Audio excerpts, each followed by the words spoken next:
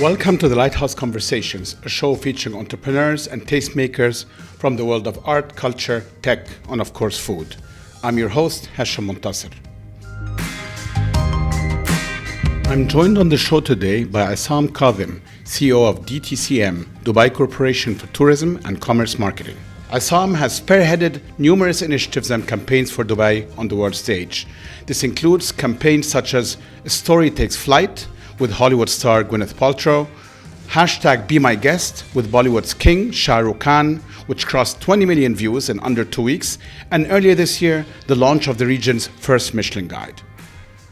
As someone who's been living in Dubai for 17 years and counting, and has witnessed its evolution firsthand, it amazes me how the Dubai government manages to launch services and campaigns, and even respond to acute challenges in ways that would give startups a run for their money.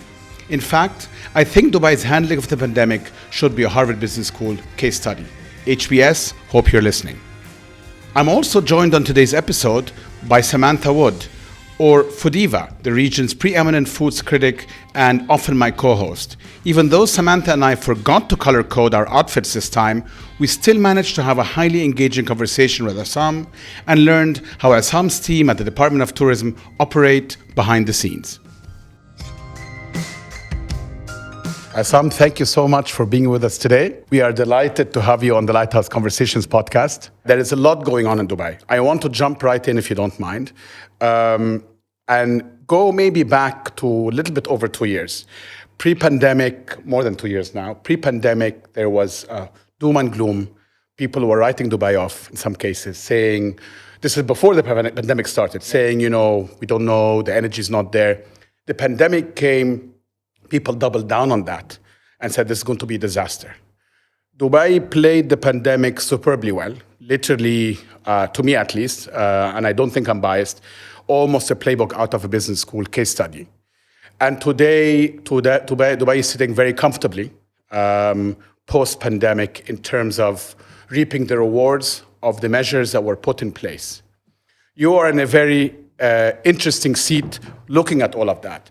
Looking back, of the many decisions that were made, and from your perspective, what did you think was the key element that brought Dubai back, specifically from an economy and tourism perspective, to where we are today? Sure. I think, first of all, I want to thank you guys for having me on Lighthouse Conversation. And speaking about this topic, obviously, something that excites me quite a lot, because the way that we work, we never ever get a chance, and especially with the pace of Dubai's move, we never get a chance to look back and really appreciate the work that's been done. And I think you said it spot on right at the start. When you look at things that people say or have been saying, we're not new to it, right? Everyone's written off Dubai at some point or another. And it never brings us down, to be honest with you. Alhamdulillah, I think Dubai is resilient. We always try to just focus on what we're doing. We look at our targets ahead. We look at what we've achieved in the past, and we try to beat that, right? Dubai's mentality, the way that the government's structured with the leadership, it has always been agile and nimble.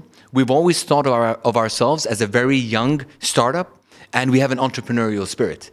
And Dubai doesn't have the red tapes and the bureaucracies that other governments have to deal with. And I think that's a unique situation for Dubai. But the pandemic, sorry to interrupt, the pandemic came out of nowhere. I mean, Absolutely. It felt like you had something on your shelf sitting there, and you brought it on and you started implementing. So how did that happen? When you look at the pandemic, when the lockdown happened, we had come off the back of a very successful year for us.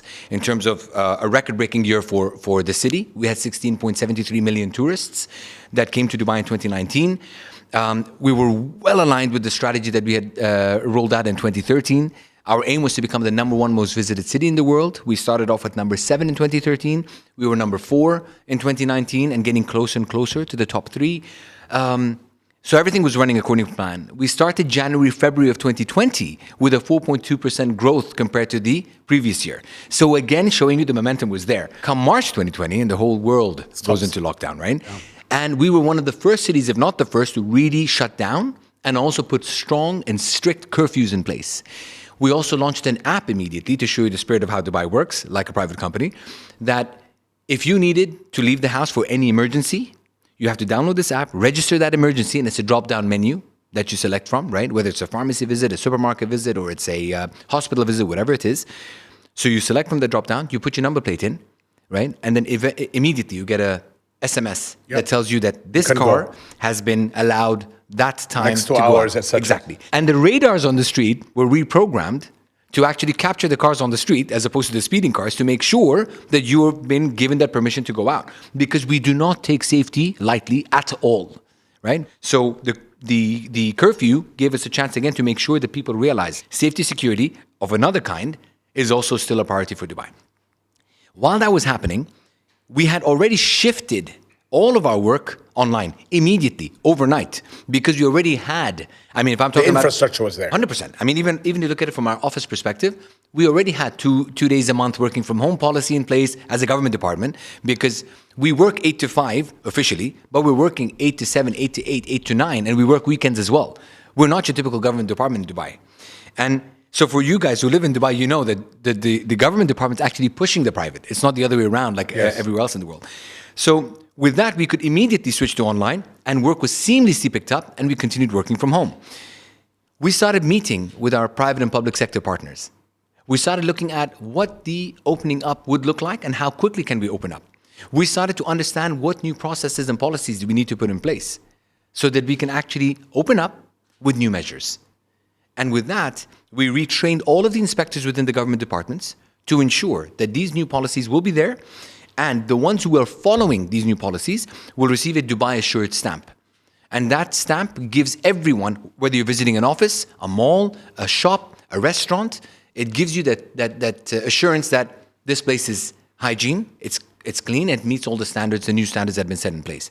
And then the inspectors would visit the place once every 10 days, at least, surprise visits to ensure that you don't just get it once, but you're maintaining those standards as well, right? All of those practices were happening on one side. Us, from a marketing perspective, we already had a responsibility with all of the globe that actually are tuned into Dubai and all the campaigns that we're doing. And we try to be playful with our campaigns. So we're very engaged with our audience. During this period of time, we realized that the situation is different. People are in a very different mindset. And we were, as a city, in a very different mindset. So we started to quickly connect with them again and sharing with them beautiful images of the city, but completely empty. The streets were empty, the beaches were empty, the properties were empty. And very nice messaging within that, simply telling them at the end, till we meet again. As in, focus on yourself, focus on your family, focus on your health and well-being, and we will meet soon. So how are you able to come up with those types of ideas so quickly? I mean, Yani, this was at the time when the world was in paralysis. Yes. I mean, and I remember this campaign and others. How are you able to do this so quickly and push it through? Ultimately, still a government. It's not a bureaucracy, you're right here. It's more of a startup. But the speed. This one in particular, I think, again, it's a great example because when we moved online, one of the first things that we did as a team, right, and this didn't come from the management, and this is the beauty of Dubai, right? So even the way that the new policies and everything were done, it wasn't top down. We had the experts on the ground doing their work, and then the experts were reporting up, feeding up to you, saying what's happening on the ground, what the research is showing, and so on and so forth. And then there was a joint effort in making sure that the right measures are put into place. So it's not a top-down approach. In this instance, when we moved online, a lot of our staff over here, like many in Dubai, maybe are here without a family, so they're living alone in an apartment. So imagine how that would have been for them to be in a confined of their own apartment with nobody with them. So a lot of the team members, they started to arrange a meeting that goes from 8 to 5, and anybody can log into that Zoom meeting or a Teams meeting, and you just leave it on. Whether you're in front of the camera or not, whether you're doing a work, but everyone feels that they are within the office space, right? And then we started to extend that. So I would have sessions with my team where after work hours, especially the guys who, again, are alone in their apartments, that we leave the camera on and like we're watching TV and we're talking to each other and stuff like that. So it's like virtual living. Exactly. And we kept that engagement going and it became so natural. It became immediate and instant. During that period of time, we started to say, okay, we need to, as any marketeer, you need to remain in touch with your audience, right? So then we started to think about, okay, what's the audience going through now? We cannot be emotionless, right? And we can't just send messages just to fill a gap. No, we need to be relevant to what's happening with the time.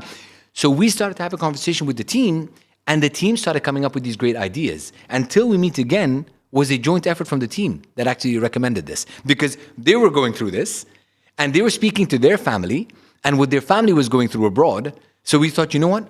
this might be the right message to go out with. And was there a specific KPI that you're working towards? I mean, so for example, you mentioned number of tourists as a very important number Yes. for Dubai. Was that, so during the pandemic, that's obviously not a relevant number because course. at the time airports were closed. Yes. So what was the KPI? What was your number one goal? When we look at any of our campaigns, right, whether it was during or not related to the pandemic, it's a typical funnel approach. Some campaigns are awareness, some are consideration, others are conversion. So when it comes to this situation, the awareness side would be where we'd be focused on, and making sure that there's an engagement level, what kind of impression, how many people are sharing, how many comments are we getting out of it, and ultimately, search started going up for Dubai, right? And that search behavior drove us to the next campaign, which came immediately after that, which is Ready When You Are. Because now it's been about a week or 10 days, people are getting frustrated of being at home, right? Khalas, it's no more panic and scared and stuff. It's more about frustration of when are we going to go out? So we became playful. We started to become a bit more funny with our messaging. So we started to show people practicing golf putting at home, but then we showed them someone working on the greens at the golf courses here, perfectly manicuring the putting area and saying, we're ready when you are. Kind of a thing. So people enjoyed that. They started sharing it and commenting on it as well. Now, those are the campaign side of things that we're working on. But what's also important is, how did we do it? So during that period of time, we had access, some of the team had access to, let's say, their asset library of Dubai, different shots of Dubai and stuff like that. So they were editing at home. And the script writing was done by another 2 team members at home. And then the voice recording, I actually did it within my closet with a duvet over my head on my phone, and I sent it across, and it was created into the ad. So it shows you that as a team, we were able to really become playful with it, engage the whole team in it, created an amazing environment, and that reflected in the asset that went out, because the way that people engage with that shows you that, you know what, that's where I want to go. Now, this is from our marketing side. What we also did in parallel, every single measure, those processes, those new policies, Dubai Assured program, everything that we were doing was being communicated across all of our partnership channels. So the biggest players from around the world, from TV, from online, communicating what's Dubai doing. So that was building the trust of the destination. Yeah. So when things open up, Dubai seems fun, has a lot of things for me to do, and it's actually the safest place. Look at all these new measures. That was then recognized also by the World Travel and Tourism Council, because we also got the Safe Travel, Safe Destination stamp from them as well. So we have our own, we have the international one as well. So that's really helping us, again, position Dubai as the must-visit place. Well, I can tell you from being on the ground, I mean, we went from 1 location as the lighthouse to 4 during the pandemic.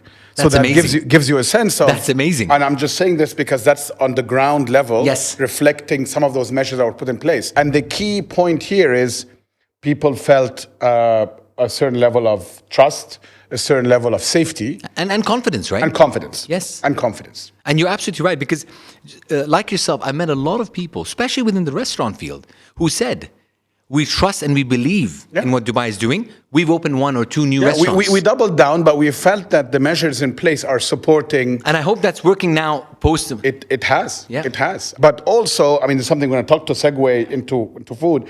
You know, there's a boom. So you are now here. Yes. So where do you go from here? Now, see, during the pandemic, again, in true Dubai style, right? We don't like to stop and look back and enjoy what we've done. We don't like to celebrate the achievements, right? I mean, it is there for everyone else to celebrate. We're always looking at how are we building a sustainable model going forward. Dubai being a market where a lot of the experts would say that, oh, you know what, it's a bubble, right? And we've heard this about Dubai many times. Last year, UBS come out and say Dubai is the most undervalued real estate market in the world, right? So there's a very big change in tone. And again, we never look neither at this report nor the negatives. We're focused on what it is that we want to achieve in our agenda, right? Right now, not only are we aiming at becoming the most visited in terms of numbers, most repeat visitors, most extended stay within Dubai, and also increasing spend within the GDP. Those are, of course, from a tourism perspective. But now we're also looking at Dubai becoming the best city to live in. I was going to say, residents, so people 100%. Moving in here. You can see 100%. And the numbers have already started to grow. And the change that people have seen now has made people realize, even from a tourism perspective. So our top markets, some of them were closed, were shut down. If I had continued to rely only on those, I would still be twiddling my thumb and waiting. But what we did was we started to focus on the markets that have shown potential in the past, right? But maybe we didn't instigate enough there. This gave us a chance. So for example, France as a market, they always saw Dubai as a destination that maybe is a bit shallow, right? They've got the beautiful buildings and stuff, but there's a lot of this bling bling factor. It doesn't appeal to them. Yeah. They didn't feel they had the depth. 100%. Yeah. During the pandemic, and because of the messaging that we've done, and the team worked really hard to get that message out there, they thought, okay, you know what? Dubai is the only destination we feel safe to travel with our family. So let's go to Dubai for the safety aspect. All of a sudden, they realized, wait a second, Dubai has so many things to offer. And that changed the perception. They became huge ambassadors and advocates of the city, and they're pushing the destination a lot more now, right?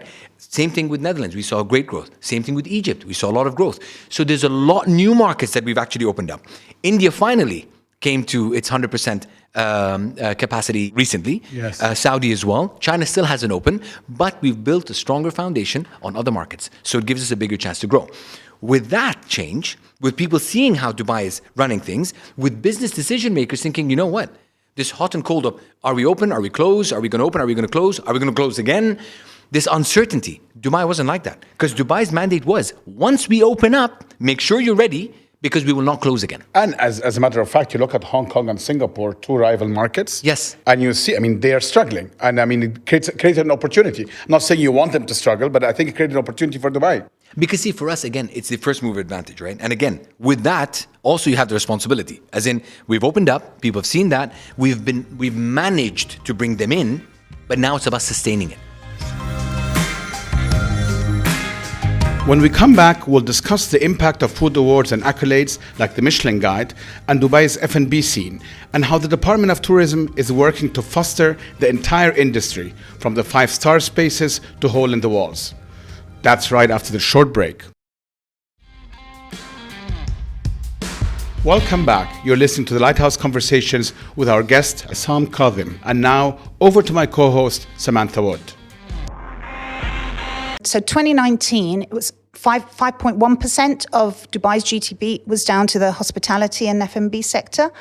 How are you, given these plans, what part does F&B play in it? How are you planning to grow that? Obviously, it was affected because of the pandemic.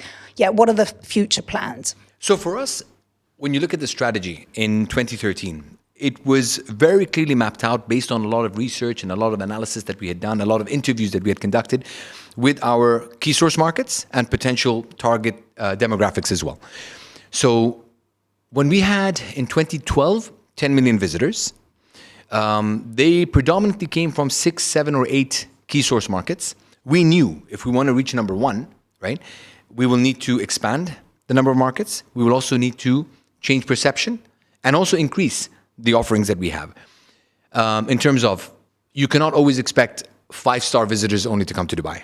And that was the perception that people had, that Dubai is amazing, we want to go to Dubai, but it's too expensive and it's unattainable. But we also knew, if we're going to open up to a lot more markets, that many people might want amazing 3- and 4-star hotels, not necessarily just 5-star. And even though we had them, we needed more. So we put incentives in place to encourage more investment going towards that segment.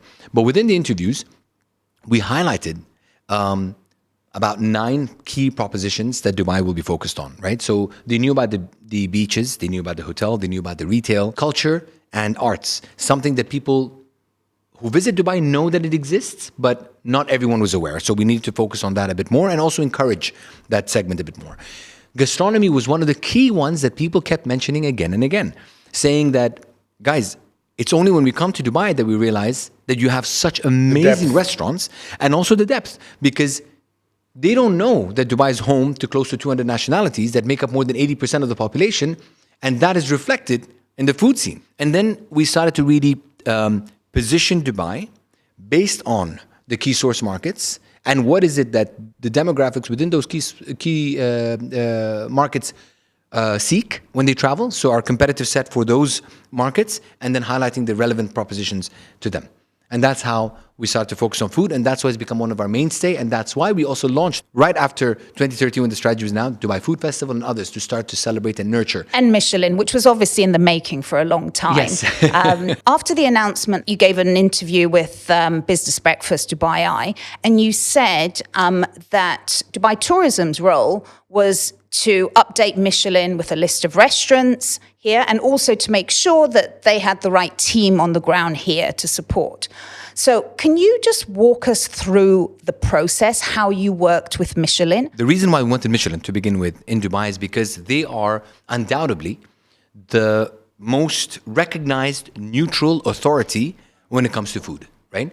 And when it comes to any restaurateur, any chef, there is that honor that's associated with being a Michelin listed or recognized or starred restaurant. So that goes without saying. So for us, we knew that, okay, if we're claiming gastronomy, we need to make sure that Michelin recognizes that Dubai has that gastronomy scene and they should be here. So for us, it was more about working with them to understand what is needed for them to come and explore the scene in Dubai, right? So put our arm up and say, guys, please, I think Dubai is ready for you guys now. And in the beginning, I think they were aware, based on the way that they research, the way that they do their interviews, and of course, they have inspectors that travel the world. So they were aware that something's happening within the food scene in Dubai. And so it wasn't relatively news to them, but it was more of a, maybe not yet, we'll get there at some time. This was what, 5+ years ago? Yeah, it was 5+ years ago, I would say. Easy. Because that initial conversation led to them thinking, oh, wait a second. We have writers that are part of the Michelin family that have visited Dubai and are actually saying, you know what? Dubai has a respectable food scene going on.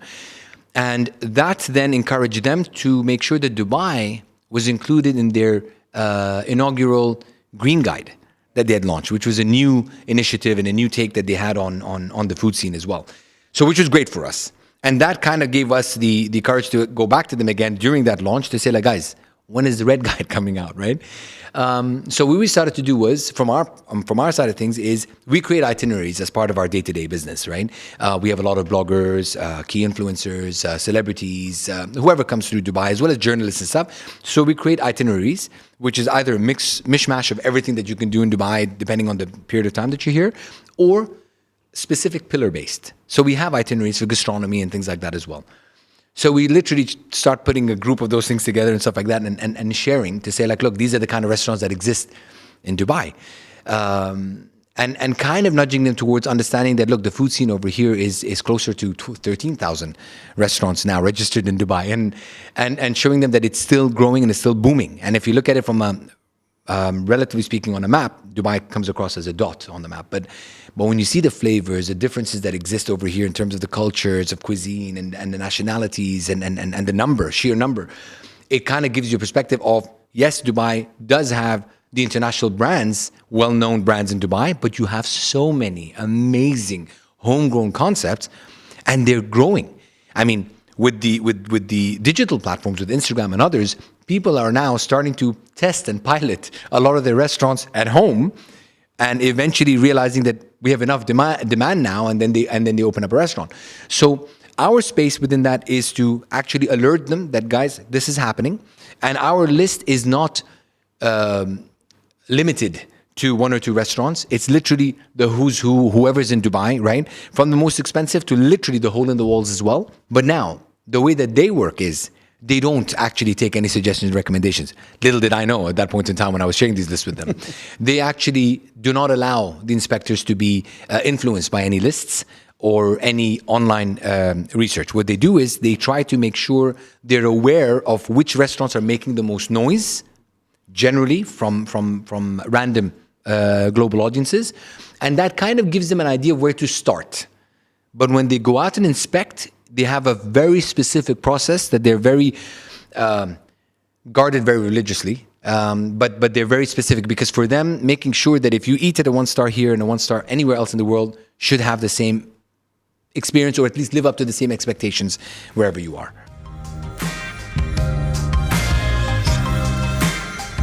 Now that you've obviously seen the list, it's out, it's been discussed, what do you think of the list? And Would you like to see any changes for next year? One, I'm proud that Michelin is in Dubai. That's an achievement in its own right. It's a big milestone, yeah. Yeah, and it's the first Michelin guide for the region, so that's great news. Yeah. And I know for a fact that there will be a lot more restaurants coming in, and the reason why I say that is because it's impossible for them to have had the chance or the time to have assessed every single restaurant that exists in Dubai. There are some pleasant surprises within the restaurant scene, which I was glad to see on the list, just because, not because I know of them, because some of them I haven't even gone to myself, to be honest with you, but it's just that it's great to see that a lot of homegrown restaurants are also being mentioned within that space. So it shows you that there is that chance and common ground for people to work with, and gives confidence to a lot of the others. But more importantly, there are a lot of other restaurants that I would have assumed, just like anybody else, that I would have assumed that these would have made it. And they were not, which is part of the fun. Yeah. Exactly. And the thing is, this is year one. Yeah, exactly. And I think people forget that year one part. And that's the key thing. And I think this is what the market needs to realize, because I had unbelievable amount of calls coming in because they think like we have something to do with it. I'm like, guys, we have nothing to do with it. Why is this not on the list? 100%, why is this not making it? Right? And I think it's important for people to know that the list is here and it's just a start. I think that's a very important point. Yeah. We had a similar reaction to MENA 50, if you remember, and we also made that point. And the list is now here in the UAE. That's a very important first step. Now it's going to evolve.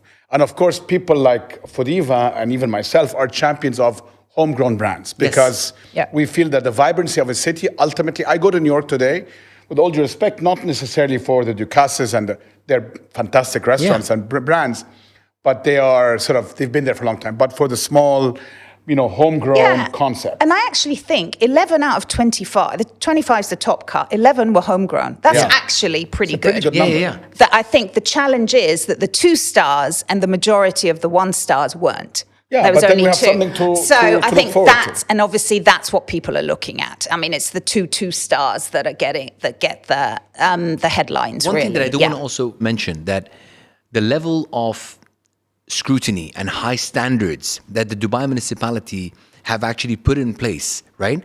And you would know this from the industry as well. Absolutely. That it really has made it, I believe, much easier for Michelin to focus on the other side of 100% food, right. because they know that this is covered well and very tightly, right? And I think that is something that I'm very, very proud of as a city. And I think now, as you said, to have 11 restaurants that are homegrown mentioned there, and I know for a fact that many others are thinking, you know what, and they're rubbing the hands thinking, you know what, I'm going to make sure that I'm on those star lists going forward. Becomes one of your ambitions. It's aspiration. Yes, it's in their business plan. They want to get on that list next year. Many people, I am sure, many of the chefs here, as much as they would have loved to be on a Michelin guide, or be recognized by Michelin in some way, never imagined that it will happen for them in Dubai.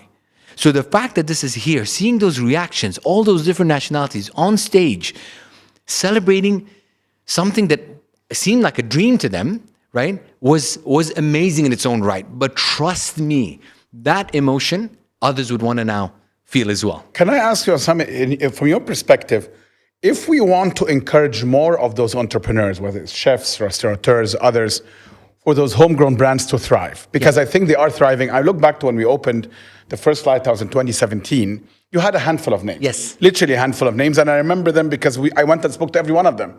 Look at us today, only 5 years later. And, even Michelin itself has, you said, 11 names? What do you feel from your perspective can be done to encourage that? Of course, nothing against the big groups coming in, and they have their space. 100%. But a vibrancy of that culinary scene will happen only with those dreamers and risk takers. 100%. What can Dubai do from your perspective to encourage more of that? I think, the first step is bringing the likes of Michelin into Dubai.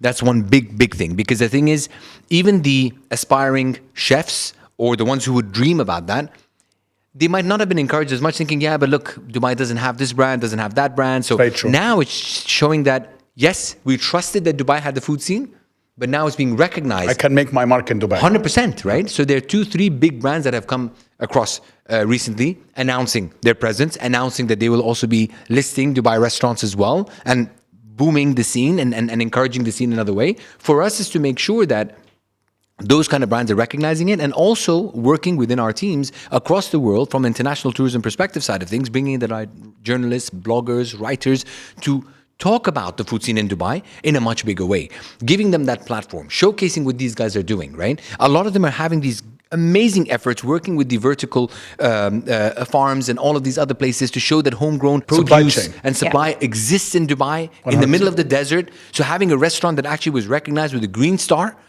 is a huge achievement. And the pandemic accelerated that. We 100%. Shifted a big chunk of our supply chain to local farming because it became so expensive to import. 100%. Because of and the supply chain issues that we're seeing. And we shifted, became cost effective and did not impact quality. 100%. And this is it, because a lot of people, such as yourself, you want to make sure that, yes, cost is a big thing, but if it's going to impact quality, you're not going to risk it. Absolutely but not. The pandemic gave you a chance to try that, and you thought, you know what, actually, it is more cost effective and the quality is not jeopardized at all. Yes. And there's a lot of work going towards that industry. And for us, that shows you the confidence that exists for us to create a sustainable model for the gastronomy scene.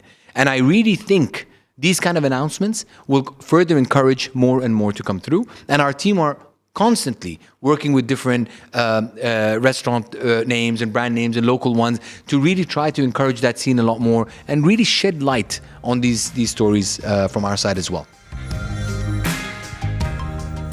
You mentioned nationality and the breadth of nationalities and the cuisines that you had on stage. What about, do you think we're ever going to see a high-end modern Emirati concept here? I would love to see that. Yeah, of course you would. Yeah, we all would. But you're right. And I think, look, I mean, it's all about evolution, right? I mean, if you look at, let's say, for example, the Nordic countries, right? So today you have, I think in Copenhagen, you've got those, like the #1 restaurant in the world and so on. And I think they created a name for themselves by creating a cuisine that is synonymous with the Nordics and with Denmark. No one knew. 100%. Could relate to what Nordic cuisine was before Noma. Exactly. There was a formula there, I agree with that. And people went from the French and so on. Even in the US, when you think the evolution was taking originally French restaurants and Americanizing them to make it the American formula. Even the British cuisine. 100%. And now it's evolved into the gastropubs and stuff like that, which has really changed the perception of what pub food would have been, right?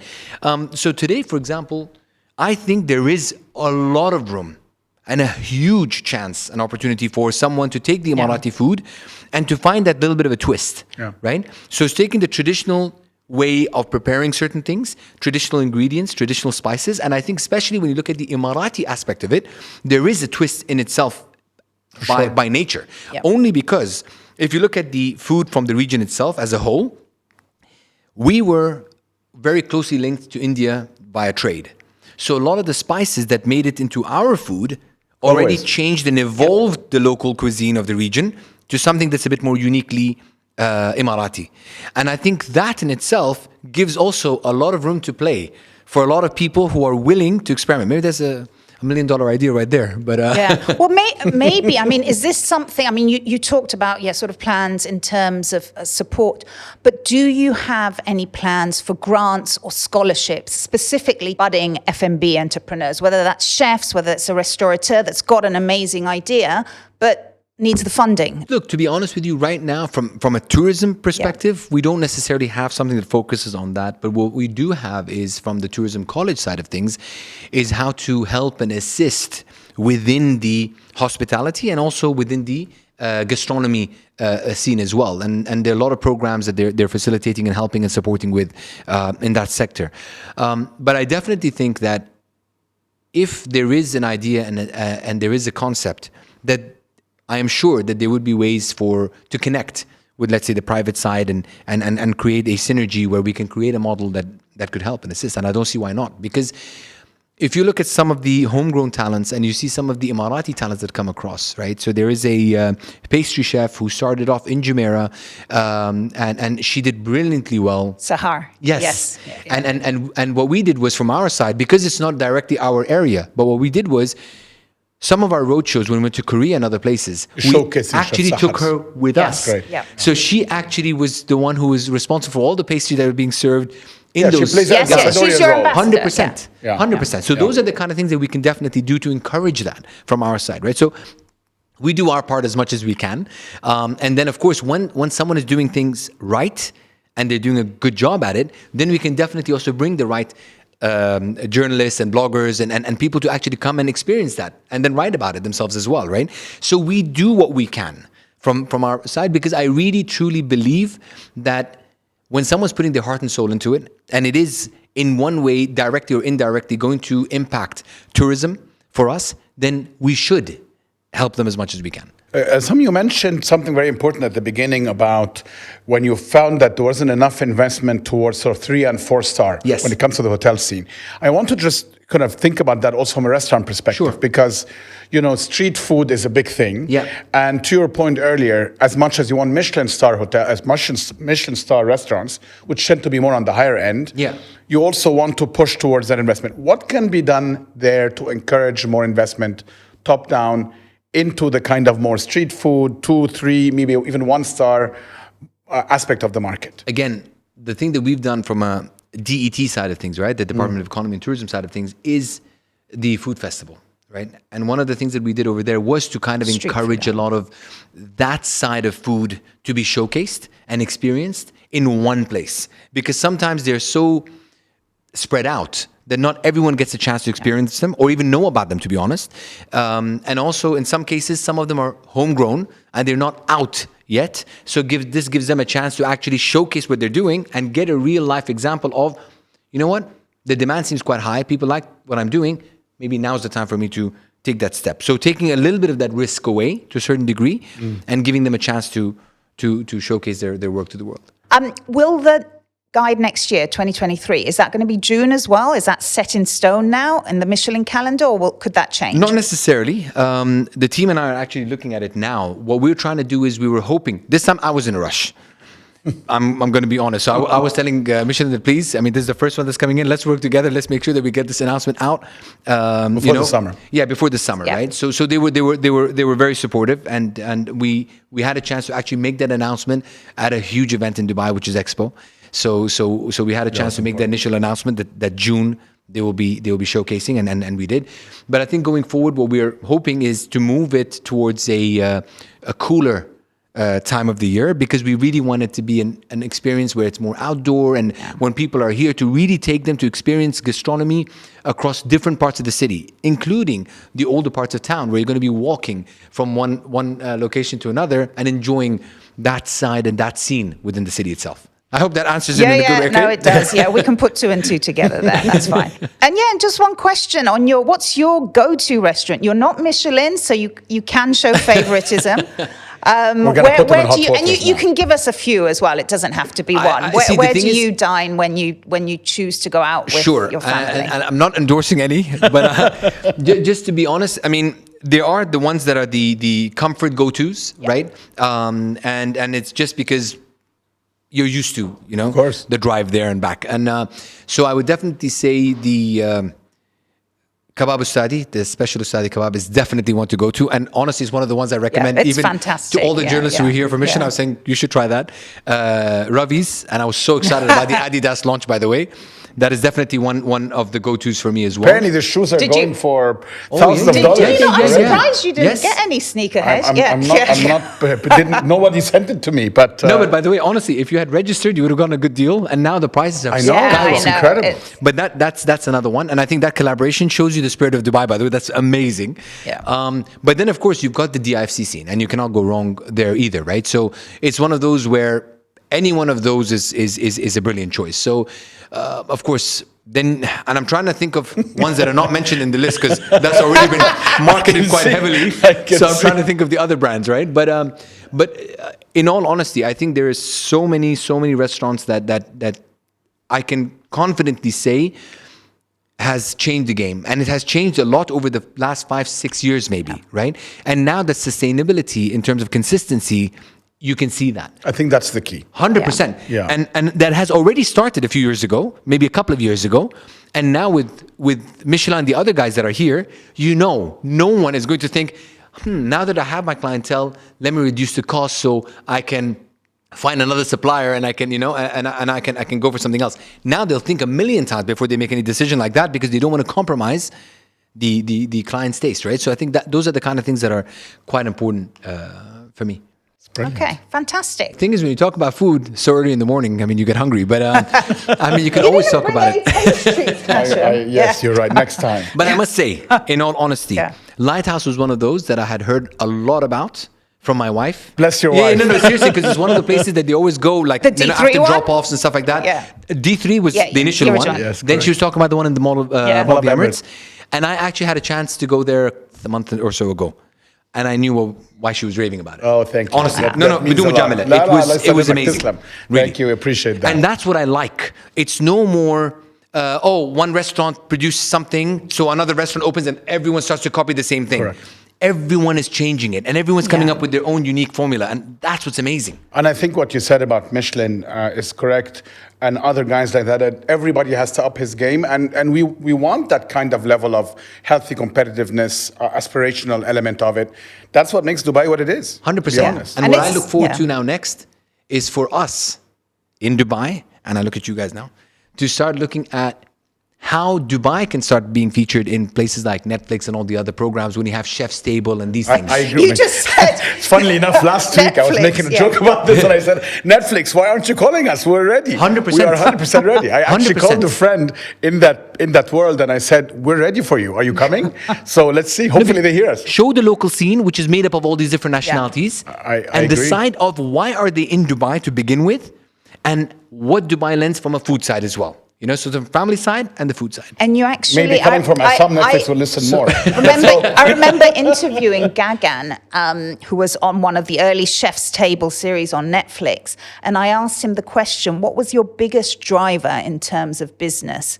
Was it getting on 50 Best? Was it Netflix, Chef's for Table? sure. Or was it Michelin Chef's Table? Number Chef's one? Table The is moment that absolutely. aired, he said, it No, I really the mean this. I bookings hope this is in the flooded. Yeah. making, and we're Yeah. certainly collectively So- doing our best to try to make There's- sure there's a goal. they Yeah. see this Yeah, yeah. element, because I Yeah. think it's really important. I think And now that we have the Michelin and the Yeah, others that here, stamp. Yeah. I honestly think now I'll be like, hold on a second. 100%. Maybe we should take notice as well. And now is the time for us to actually make them feel like, why aren't you one of the first movers? So come in before others come in. You know Correct. what I mean? Yeah, I and think it we might play be a them good off book to against come. each other. HBO Plus. Yeah. 1, 2.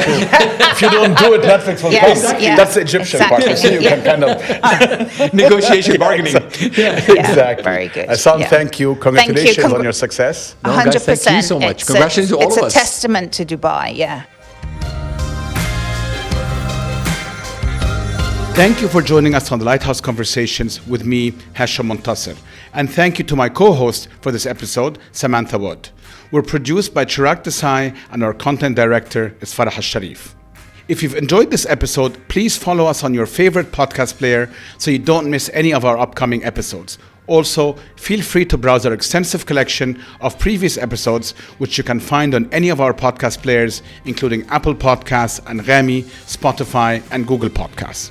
You can also go to our website at thelighthouse.ae/podcast to find an archive of all our previous episodes. You can find us on Instagram at thelighthouse_AE, or send us an email at connect@thelighthouse.ae. And please share a link with your friends if you've enjoyed this episode.